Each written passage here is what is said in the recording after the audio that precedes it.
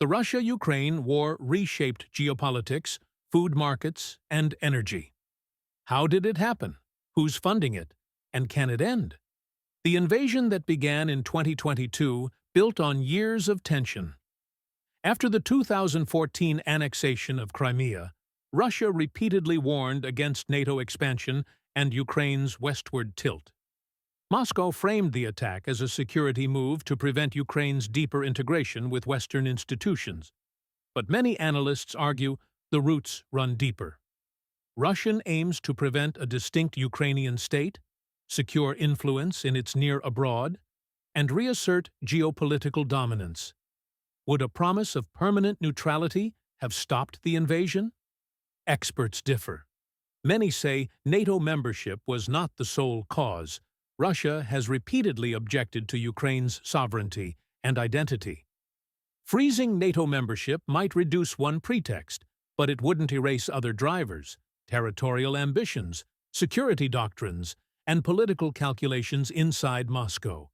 Several policy papers suggest neutrality could be part of a negotiated settlement, but it likely wouldn't have guaranteed peace.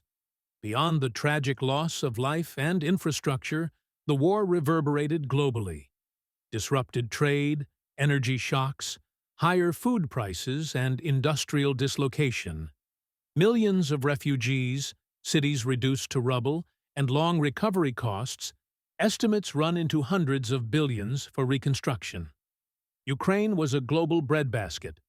Wartime disruption cut exports of wheat, corn, barley, and sunflower oil, especially in 2022 to 2023, causing price spikes and food insecurity in import-dependent countries.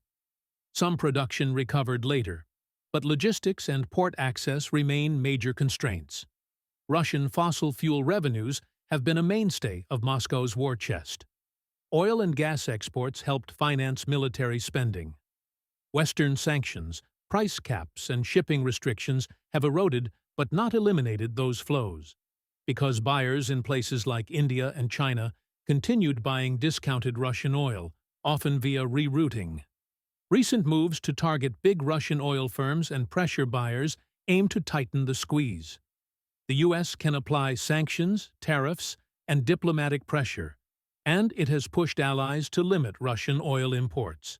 But India and China weigh energy security, price, and geopolitical autonomy.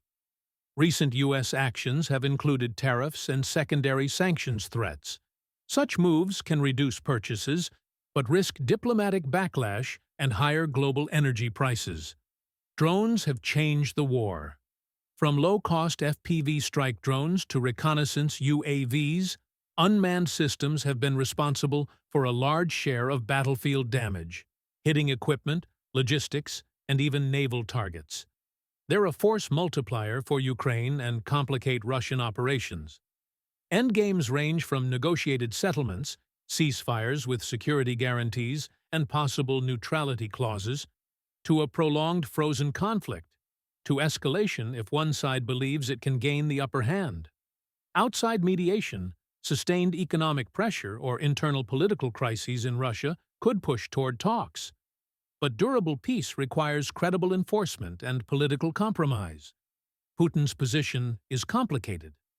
Domestic politics, elite calculations, and narratives about national prestige can lock leaders into costly wars.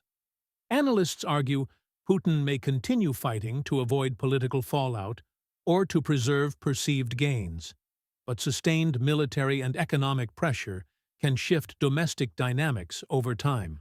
A credible peace would be bullish for risk assets, lower commodity volatility, cheaper shipping insurance, and restored grain flows. Winners, global shipping, agriculture exporters, airlines, and European industry. Losers in the short run might include defense contractors and energy suppliers that priced in prolonged conflict. But the market reaction depends on credibility and the terms of peace. The Russia-Ukraine war is a complex mix of history, security, and geopolitics. If you found this useful, please like, subscribe, and comment. Thanks for watching.